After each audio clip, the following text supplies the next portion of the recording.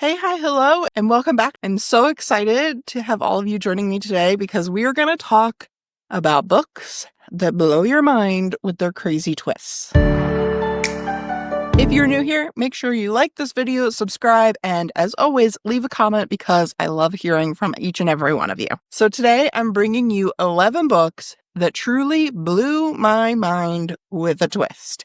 And I read a lot of thrillers every year, so it takes a lot to have me surprised at the end. I'm also the kind of reader who likes to predict along the way. So if I can predict and I get it wrong, it's just such a good feeling. There is nothing better than having a book open and literally your mouth is on the floor. So these 11 books, I've got almost all of them are thrillers with one or two that are a little different. And I'm excited to tell you a little bit about them as well as the exciting twists that they have in. And I will say every one of these books is a 4-star and up for me. I can hands down recommend every single one of these books that I'm about to tell you about. In fact, some of them are so good, I have read them more than once. All right. First on the list, we have The Wives. Incidentally, The Wives is the only one on this list that I own a physical copy of.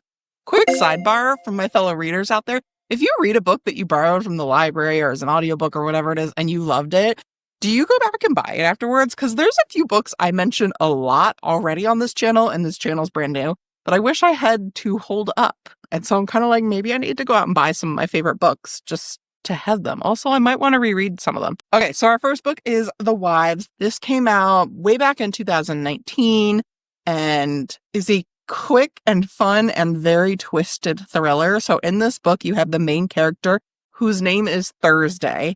And her name is significant because she is the wife of her husband on Thursday. Her husband has multiple wives, each for its own day of the week, and they're very separated. So like Thursday knows nothing about any of the other wives in the picture. As you're reading this book, it doesn't feel like a twisty book. It feels very straightforward. It is a really messed up situation. So for that reason, it's a lot of fun to read. Because you're like, who would do this? And just like the twisted mind games that come with it. It's a great book from that standpoint. But you get one in the end that you will never see coming because all of a sudden everything else that was just said makes you kind of go back and go, hold on, now I need to like rethink everything. This one is twisted. It is definitely dark, but it is a good read. Number 2 on the list is Look Closer by David Ellis. And this came out in 2022. You know a book is good when you can actually picture yourself reading the book. And I can actually picture myself reading the book. In fact, shout out to my friend that got married on a battleship because I was reading this book after your wedding. I would call this borderline rich people drama. I don't typically love or gravitate towards rich people drama. Maybe suburban drama is a better way of putting it.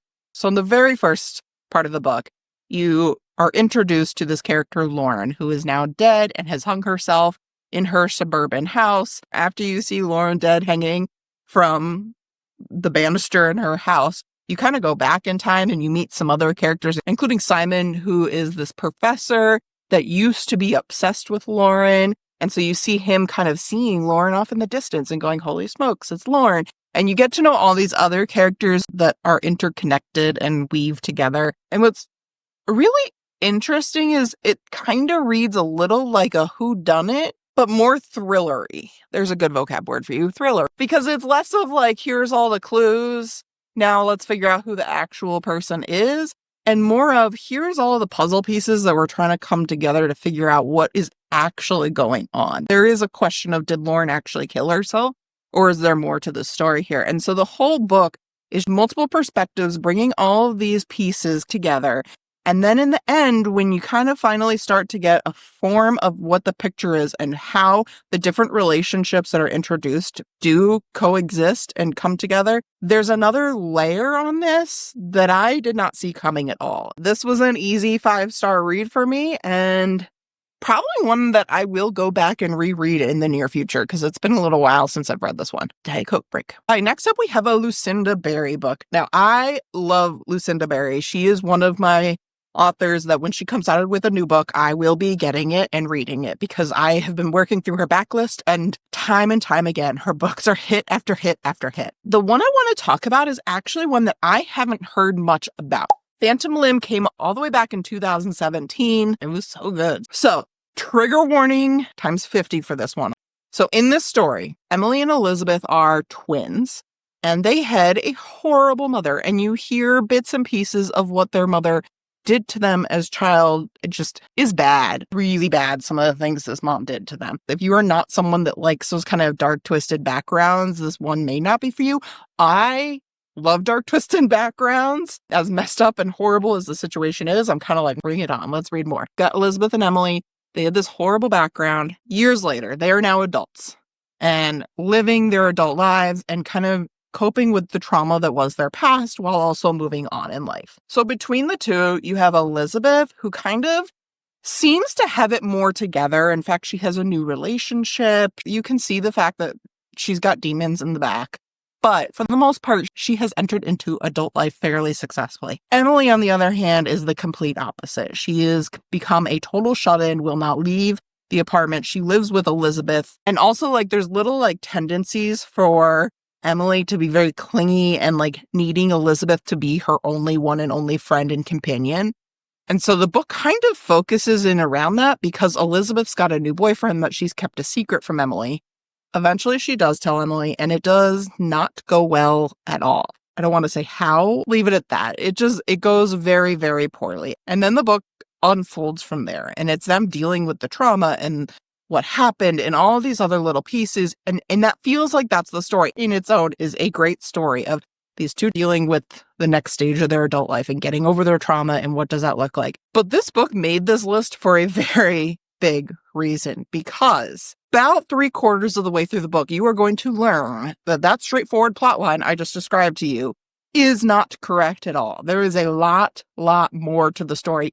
And to give you bonus intrigue on this one, so you hit the 3/4 marks and you're like, whoa, okay, that's interesting. And then you get to the last 10 pages and the author flips it on its head again and you're like, what? So you get two big twists in this one, neither of which I saw coming. If you can handle dark and twisted, this one's a good one to pick up. Trust me. Next, we have Taylor Adams' book called No Exit. This one came out in 2017, so it's been out for a little while. It is very fast-paced, plus you add the element of being trapped. I love books where you have a whole bunch of people trapped somewhere on an island, in a building, whatever it is, and then drama ensues.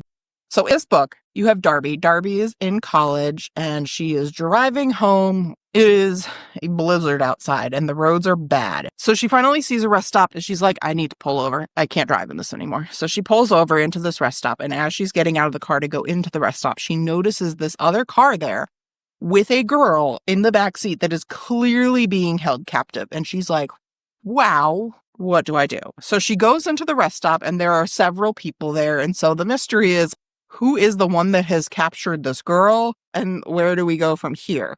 And so that's kind of where the fun begins, because you're trapped in a rest stop. It's the middle of a blizzard. They don't have any way of contacting anyone because, again, blizzard.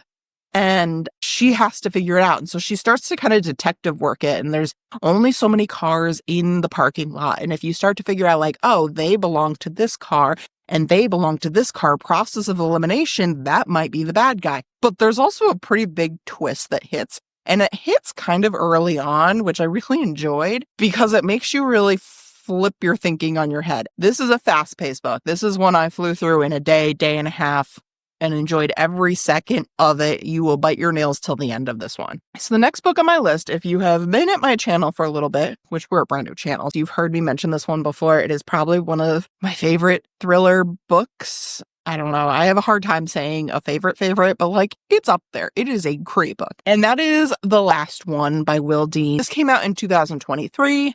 So in this book, you've got Kaz, I think is how you'd say it, C-A-Z, and Pete. And they're a new romantic interest, and they decide to take a cruise together. So they come onto the cruise, they explore this magnificent ship, and then it's bedtime, they get tucked into their cabin, they go to bed, and then the next morning hits, and Kaz wakes up, and Pete is gone, and then she comes out into the hallway, and every single cabin door, one after the other, is open and empty, with no traces of the fact there were ever people there to begin with. So there's no suitcases, it's just empty. So then she continues to explore, and there's no staff anymore on board. It's an empty cruise ship. That is what it is. It's an empty cruise ship in the middle of the ocean that is still moving forward. That's the plot of the book.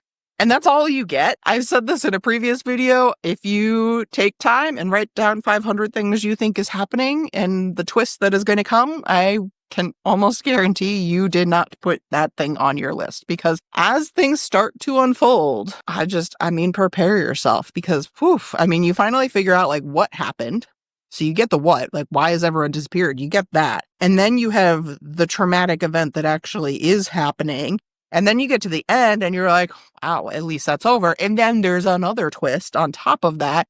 And then because, the author wants to have fun with you, in the last chapter, it ends on a cliffhanger. And you're like, wait, what? If you're going to read a book from this list, read this one, please. I love talking about it with people. I think I've forced most of my family members to read this book so that I could talk about it. Next, we have The Writing Retreat, which was a debut novel last year by Julia Bartz. And actually, she has a new book coming out this year, I believe in April, that I'm super excited about. I've heard a few people that have gotten ARCs reviewing it.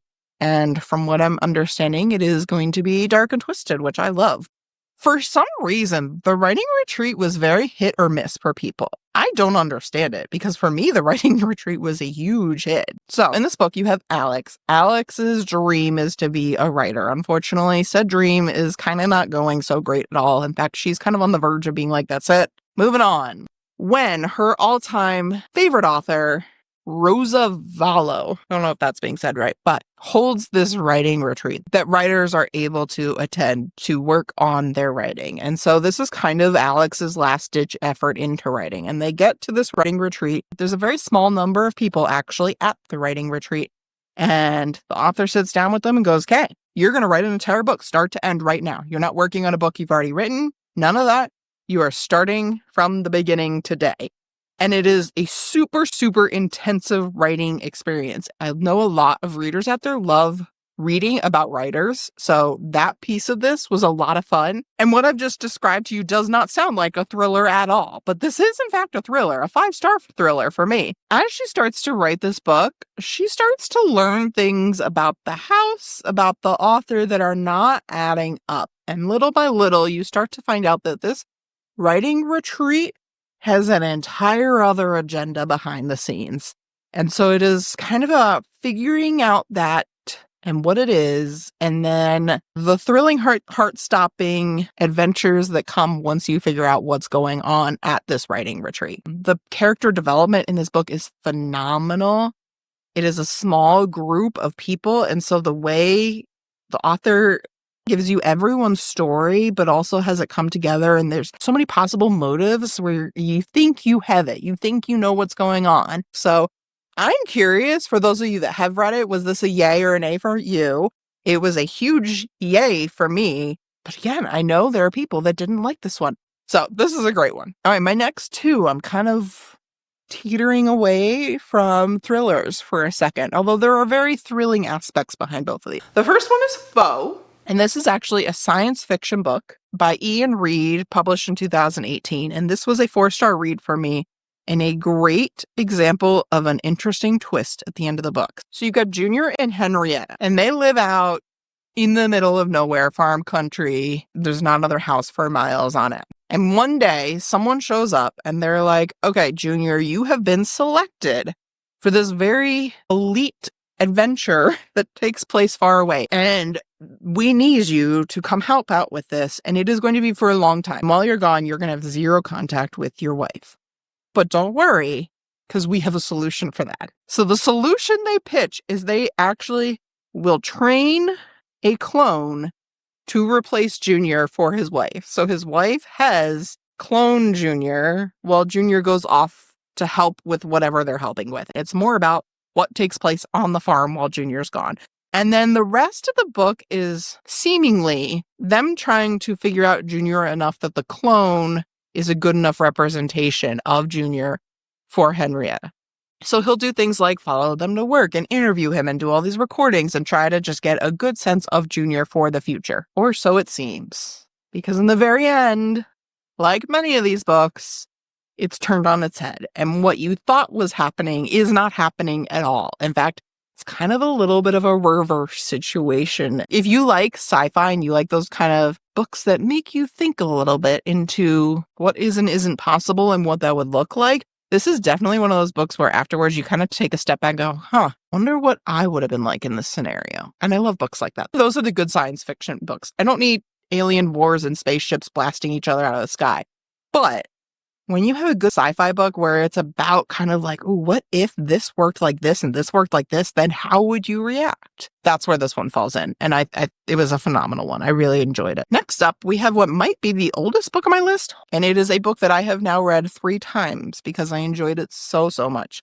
If you are the kind of person who thinks you kind of like thrillers, but you're not too sure, you're kind of dipping your toes in the water of thriller land, this is a good read for you, and that is Defending Jacob. This came out back in 2012, and this is actually another book I do own, but my copy is missing.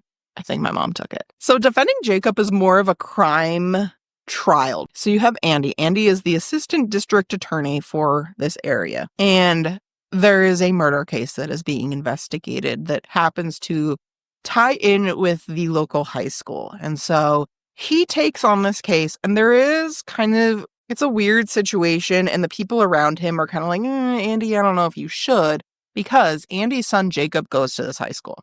Now, in the beginning, it kind of feels like, yeah, but like Jacob didn't know this kid. There's no connection. And so Andy starts to investigate and dig into this, and he comes to the school and starts interviewing all the students. And like little by little, the students are just like completely frozen up and not saying anything. And like finally things start to come out where they're going, your son's more involved than you think you are. So then it turns into a trial, and Andy's son, Jacob, is put on trial for murder. And at that point, obviously, Andy is pulled off the case, and there's a lot of like, were things handled correctly? And did Jacob do it? And did Andy mess up the investigation by not stepping away right from the beginning? It's the investigation, the trial. That is most of the book. That in itself, it's a great story. So what's interesting is the trial ends and a verdict is reached, and you're still kind of left wondering, like, is the verdict correct? Who really did murder? And there's just kind of like a lot of question marks in the air of like, are the right things kind of coming together? Some things aren't adding up the way they should. And let's just say some people choose to put justice into their own hands.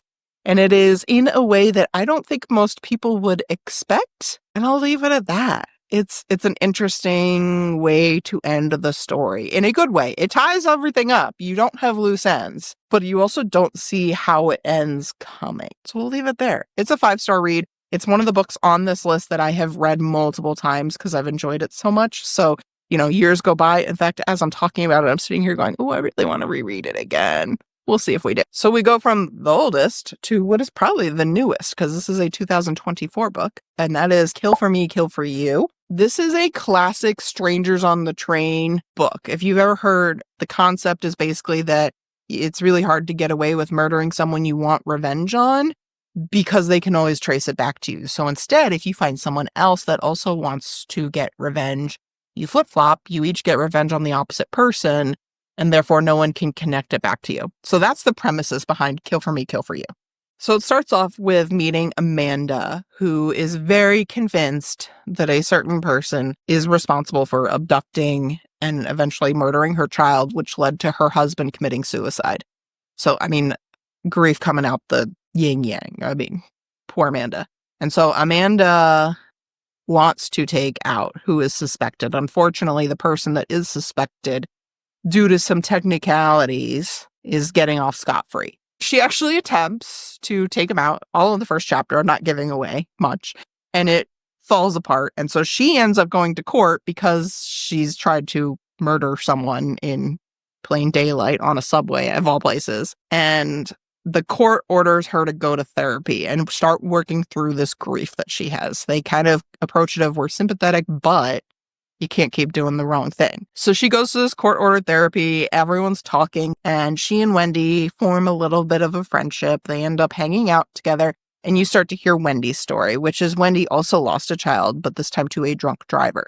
And so the two of them concoct this plan of, you take him out, we're all happy. Or so you think, because that's when things start to fall apart. Essentially what happens is Amanda gets a call, and Wendy's like, I did it. I took him out. He's gone. I killed him for you. And now you need to do the same for me, and you need to do it fast because they're going to be questioning you and monitoring you soon. So she's like hemming and hawing, and what do I do? And, it's one thing to talk about it, but then to actually do it is a whole nother story. And so she's kind of got to make a choice of whether or not to help this friend versus just living with the fact that she didn't hold up her end of the bargain. And that's kind of where I'll leave it for you. I don't want to tell you more about what steps she does or does not take. You do get a glimpse of this other character who was attacked, and all she can remember is that he had these blue eyes. And she is spending all this time trying to figure out who is this blue-eyed guy that attacked her and how can he be stopped. And you don't really know how that connects to what Wendy and Amanda are doing until the end, and things start to come together. And you learn that some of these people are not who they say they are. And then with all of that, you also have dealing with the trauma and grief of losing people that are super close to you. It was a phenomenal read, and I love when thrillers add on that layer of more than just a scary story. It has meaning and depth behind it. This one was one of my 5-star reads. So book 11, the final book of the list. I saved a Sally Hempworth book for last. Want to guess which one? Sally Hempworth writes great books most of the time. She has become a little bit of a hit or miss author for me. The problem is her hits are such good hits that I probably will continue to pick her books up, even though books like The Soulmate, which was a total flop for me. So this book is called The Good Sister, and this one came out in 2021. And you have 2 sisters. That's interesting. I got 2 books on this list with 2 sisters. I don't have any sisters, so I don't know. Fran and Rose. It feels as though Fran is neurodivergent, has some very autistic tendencies. It doesn't explicitly say that, but you can tell through what is happening and what's going on that those tendencies all seem to be there. Fran is a librarian who is living her life, working, enjoying life, you name it. And then she finds out that her poor sister is unable to get pregnant. And she's like, what if I helped? I could get pregnant and then you could have my baby because I don't really want a baby. So if I find a man and get pregnant, baby's yours. That's basically what happens. It sounds crazy. It is crazy. You start to see some uglier sides of Fran taking advantage of her sister Rose and what that looks like. And also, as the story unfolds, how deeply diabolical she really was. Because as you find out more and more and the twists pile on, you kind of sit there, you're not a good human being. So it's a really good read. And it also brings up kind of this bigger idea and understanding of taking advantage of someone's weaknesses. This is a perfect psychological thriller that you aren't going to get blood and guts and gore, but you are going to get mind shifting and just bends. So that side of this is very interesting. And as things unfold, it feels bad, and then you learn more and it feels worse. The Good Sister is probably one of my favorite Sally Hempworth books. So yeah, this one is a great one to pick up, especially if you're looking for the mind twisty twists. So there you have it. 11 books that will make you blow your mind. Every single one of these books have twists that make you go, whew. Like I said in the beginning, every single one of these books is 4 to 5 stars for me. Many of these books I have read more than once because I enjoyed them so much. And a few more now that I've talked about, I feel like I need to go pick up again. So I guess I'll be rereading some books in my near future. Before you leave, let me know if you have any mind-blowing twisty books that were not on this list, because I am always looking for new ones. So if you have a recommendation down below, give it to me, because I like fun twists in my books. Thank you all for watching, and I will see you next week. Bye!